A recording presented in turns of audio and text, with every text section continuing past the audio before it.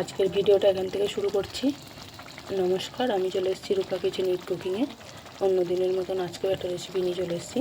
আজকে এখানে হচ্ছে আলু পোস্ত। আলু পোস্তটা হয়ে গেছে, নামিয়ে ফেলবো এবারে এটাকে। আর আলু পোস্তর সাথে আছে শাক ভাজা, এই লাল শাক ভাজা। লাল শাকগুলো ভালো করে ধুয়ে নেবো, এবার কেটে নিয়েছি। আলু পোস্ত আর শাক ভাজা আজকের রেসিপি। আলু পোস্তটা হয়ে গেছে, এটাকে নামিয়ে ফেলেছি।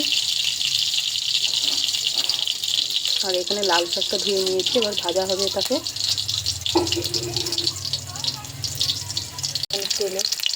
তেলে কাঁচা লঙ্কা ফোড়ন দিয়েছি, এবার শাকগুলো দিয়ে দেবো।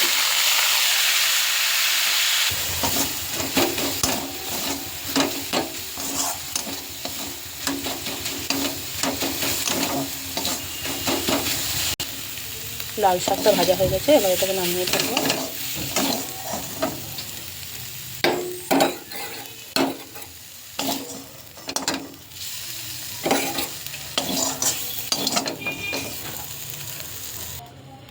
এই যে আজকের রেসিপি শাক ভাজা, আর এখানে আলু পোস্ত হয়ে গেছে। শাক ভাজা নামিয়ে ফেলেছি, আলু পোস্ত আগে থেকেই হয়ে গেছে। কেমন হয়েছে দুটো রেসিপি একসাথে অবশ্যই জানাবেন। ভিডিওটা প্রথম থেকে শেষ পর্যন্ত দেখবেন। ভালো লাগলে একটা লাইক করবেন। আজকের রেসিপি এই পর্যন্ত।